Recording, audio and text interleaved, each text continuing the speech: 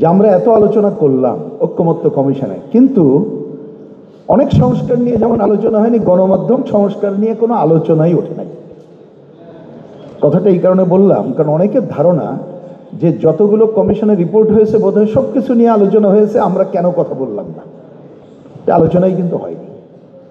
এমনকি 166টা যে প্রশ্ন মালা যেটা বহুল আলোচিত, তার মধ্যে কিন্তু গণমাধ্যম কোনো এজেন্ডাও ছিল না। এটাই বাস্তবতা। কিন্তু আমি এটাকে রিলেট করতে চাই একটা জায়গায়, যে জায়গাটা আমরা গুরুত্ব দিয়ে সবাই আলোচনা করেছি এবং আমি বিশ্বাস করি যে অন্ততপক্ষে অন্তর দিয়ে চেষ্টা করেছি। বাস্তবতা কী হবে সময় বলে, সেটা হচ্ছে গণতন্ত্রের প্রশ্ন।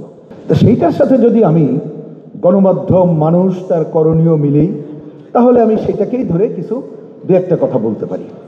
দেখেন, এই রিপোর্টটা শুরু করেছিল আনাস, একজন শহীদ এই সময়ের, তার কথা দিয়ে যে বের হলাম, স্বার্থপরের মতো ঘরে বসে থাকতে পারলাম না। আমি সময়ের জন্য বিস্তারিত যাচ্ছি। তো এই যে মুক্তিযুদ্ধের বাংলাদেশে আমরা যে চেতনা বাস্তবায়ন করতে চেয়েছিলাম, পারি নাই, যার জন্য একের পর এক গণঅভ্যুত্থান করতে হয়। এবারও সে গণঅভ্যুত্থান করতে হলো। তা সেখানে এই ধরনের ছাত্ররা কি আকাঙ্ক্ষা নিয়ে এসেছিল, তাহলে এই আকাঙ্ক্ষা পূরণের জায়গায় তো আমাদেরকে যেতে হবে। আমি দেখলাম ভূমিকায় এখানে লেখা, তা আমার মনে হয় এখানে যারা আছেন বা উপস্থিত, এই কথাটাই তো মূল কথা।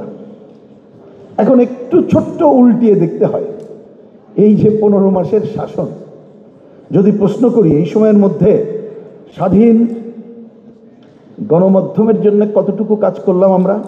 সব মশার বিরুদ্ধে সুরক্ষা দিতে এলো বসুন্ধরা এক্সট্রিম অ্যারোসল, মশার বিরুদ্ধে এক্সট্রিম সুরক্ষা। আমরা যতটুকু আশা করেছিলাম এই সময় সেটা বাস্তবায়ন আশা করিনি, কিন্তু কোনো পথরেখা কি রচনা করতে পারলাম নাকি উল্টা পথে হাঁটলাম? উল্টা পথে হাঁটলাম এই কারণে বলছি, আমরা যে দখলদারিত্বের কথা, কর্তৃত্ববাদী শাসনে যে স্বৈরতন্ত্রের কথা বললাম, সম্প্রতিকালে কি আমরা দখলদারিত্ব দেখিনি? সম্প্রতিকালে কি সাংবাদিকদের উপরে অহেতুক মামলা সহ বিভিন্ন ঘটনা কি আমরা দেখিনি? অন্য মামলা হতে পারে, কিন্তু হত্যা মামলা সহ এগুলো কি আমরা দেখিনি? আমরা সাংবাদিকতার নামে দখলদারিত্ব কি দেখিনি? তা কোথায়? রাজনৈতিক দলগুলোর কথা বলেন, দলীয় ক্ষমতায় গেলে কি সব করে ফেলে। এই যে তত্ত্বাবধায়ক সরকার, সে আমলে কি হলো? যে ভয়ের রাজত্ব ছিল, সে ভয়ের রাজত্ব কতটুকু আমরা ওভারকাম করে এখন আসতে পারলাম? আমি আর প্রশ্ন বাড়াতে চাই না, আমার ধারণা এর উত্তর সবাই জানি। কিন্তু এই জানার পর অনেকে বলছে না, কারণ গত কর্তৃত্ববাদী স্বৈরাচারী আমলে যে ভয়ের রাজত্ব ছিল, এই ভয়ের রাজত্ব কিন্তু এখনো শেষ হয় নাই। নতুন নতুন ভয়ের রাজত্ব আমরা দেখেছি। আমার ধারণা এই সংস্কার কমিটি যখন আলোচনা করে, তখন মব সন্ত্রাস তাদের মাথায় ছিল না। রাজনীতিতে ধর্মের ব্যবহার এবং তার যে ভয়াবহ রূপ, এটা বোধহয় তাদের মাথায় ছিল না, যার জন্য হয়তো অনেক কিছু তারা করেনি।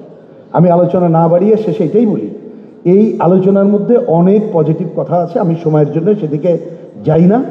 এক্ষেত্রে যেমন বাধা কি কি, আমি রিপোর্টে এটা যত দেখেছি, আইনগত বাধা, প্রাতিষ্ঠানিক বাধা, আর্থিক বাধার কথা বলা হয়েছে, আইনগত প্রাতিষ্ঠানিক সংস্কার, মালিকানার কাঠামো পরিবর্তনের কথা বলা হয়েছে, গণতন্ত্র, আইনের শাসনের কথা, এগুলো কিন্তু বলা হয়েছে ওই রিপোর্টে।